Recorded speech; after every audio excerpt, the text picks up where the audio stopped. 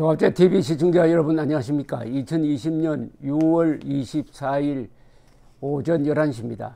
6.25 남침 70주년이 바로 하루 앞으로 다가왔습니다. 문재인 정권은 철저하게 이 세계사적 의미가 있는 기념일을 무시하고 있습니다. 그러나 국민이 대책이 있습니다. 국민이 6.25를 기억하면 됩니다. 6.25의 기억이 살아 있어야 우리가 자유통일로 갈 수 있는 정의감과 의로운 분노를 하나의 에너지원으로 간직할 수 있게 되는 것입니다. 6.25가 북침이 아니고 남침이었다. 김일성의 비겁한 남침이었다는 사실을 북한 주민들에게 제대로 알리기만 하면은 저 거짓의 공화국은 모래 위에 쌓은 성처럼 무너지게 되어 있습니다. 진실의 힘이 얼마나 강하냐 하는 것은 대북전단이 보여주고 있습니다. 볼턴 회고록을 읽으면서 제가 느꼈던 소감은 한국의 트럼프 팬이 이제는 정신 차릴 때가 되었다는 겁니다. 한국에 트럼프 팬이 많습니다. 특히 이 우파 보수를 자처하는 사람들 사이에 많습니다. 일부 지식인들 사이에 많습니다. 그 사람들은 트럼프를 좋아를 하는데 좋아하는 근거가 이번에 이 볼턴 회고를 통해서 다 무너졌습니다.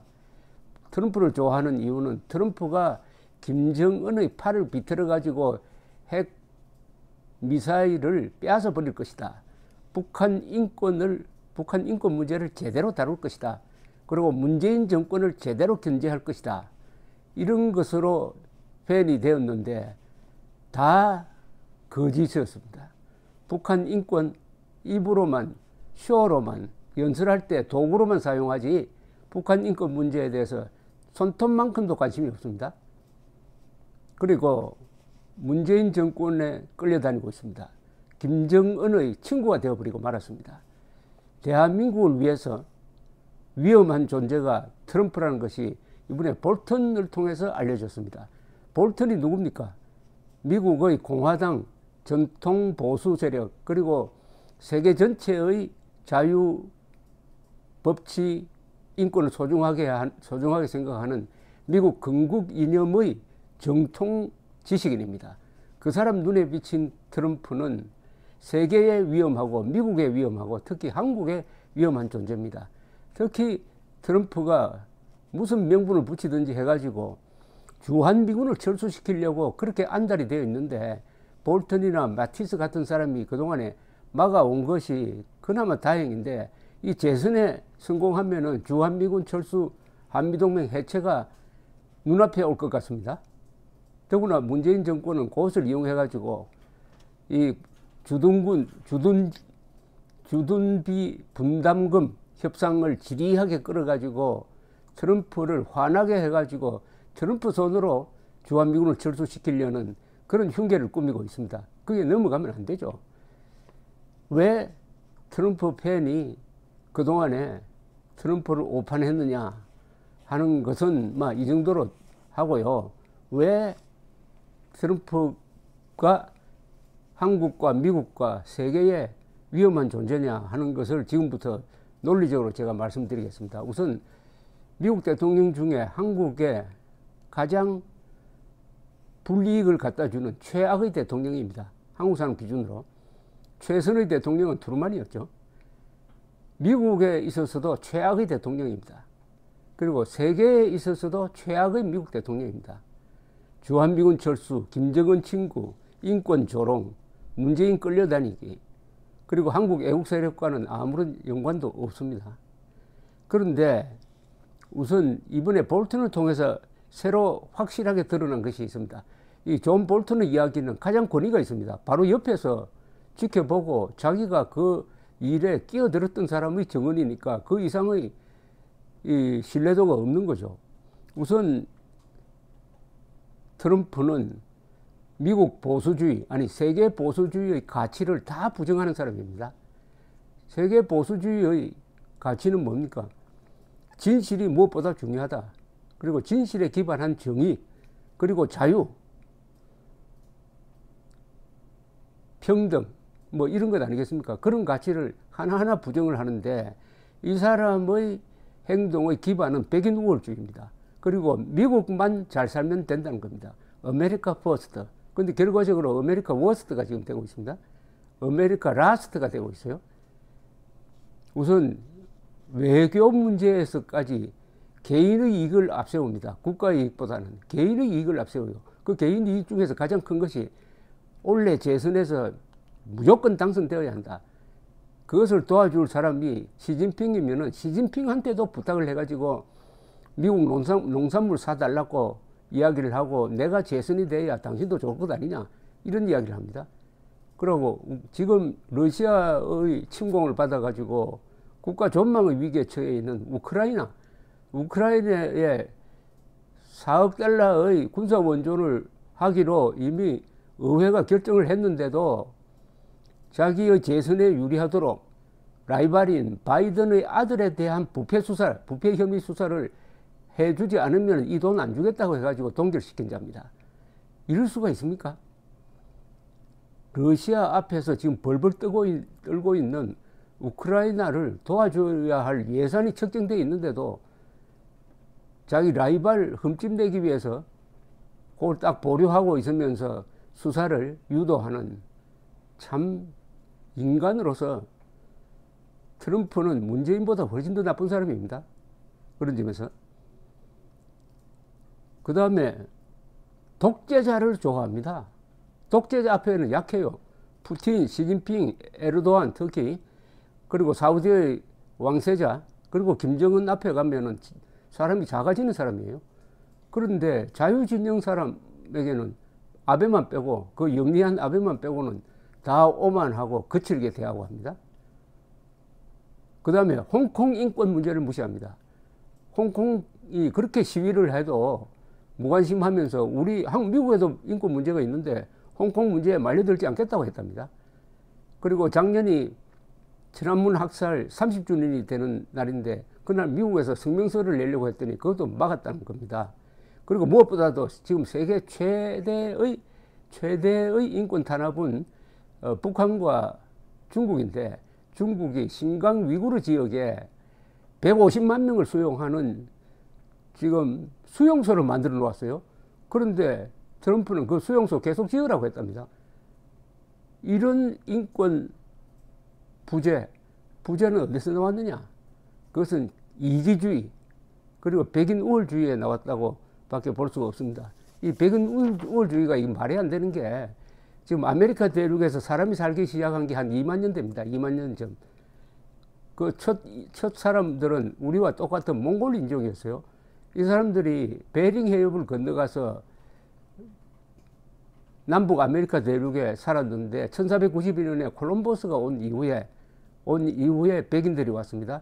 그러니까 미국 역사 2만 년 중에서 19,500년 동안은 주인공이 몽골 인종이었습니다. 나중에 온 사람이 백인이었어요. 그 사람들이 지금 주인 행사하면서 유색 인종을 핍박하고 하는 여기에 트럼프가 편성을 해가지고 대통령이 되고 지금도 그 백인 우월주의, 백인 집단 이기주의 관점에서 외교 정책을 펴니까 주한미군이 가짜게 보이는 거죠.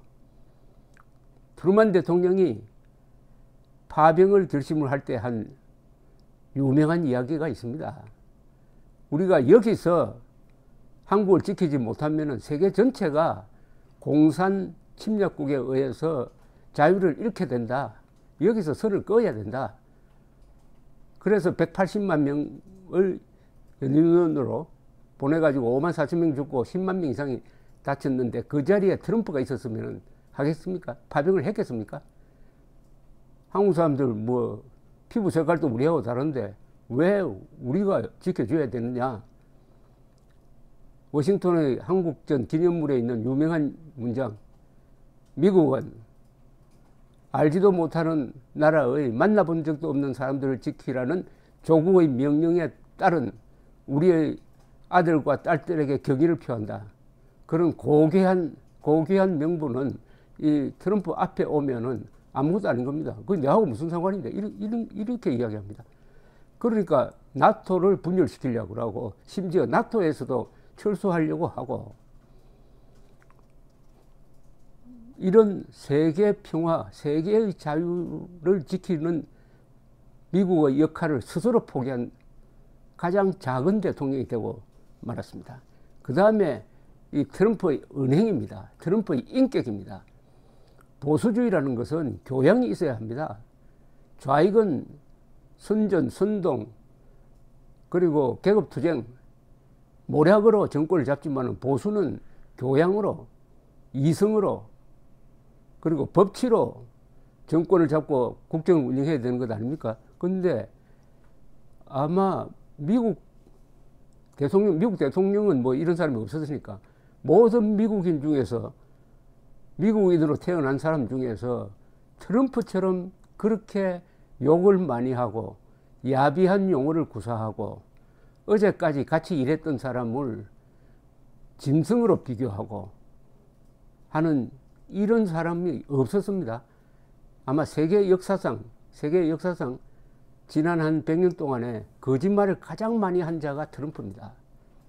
하루에 거짓말을 11번 한다고 합니다. 지금 아마 그 카운팅을 워싱턴 포스트가 하고 있는데 아마 퇴임할 때까지 한 2만 건 될 겁니다. 거짓말을.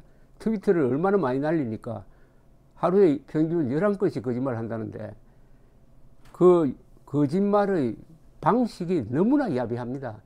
영어에는 원래 욕이 많지를 않는데 영어에 있는 모든 욕설을 다 동원해가지고 더구나 사법방해를 하고 있습니다. 법치를 무너뜨리고 있습니다. 자신의 채권들을 수사를 했다고 해가지고 최근에 뉴욕 남부 지검장을 해임을 해버리고 말았습니다.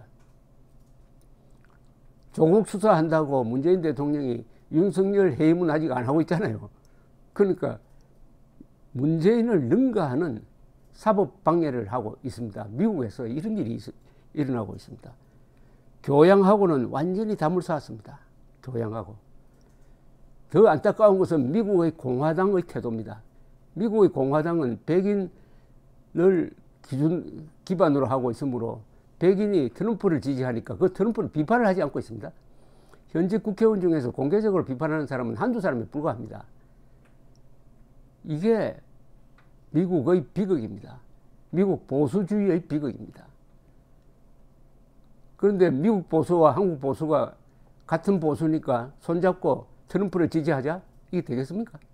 오히려 이번 재선에서는 재선이 안 되도록 한국인도 노력하고 저 교민들도 함께 힘을 보태고 요새 K-팝 팬클럽이 반 트럼프로 돌았다고 합니다.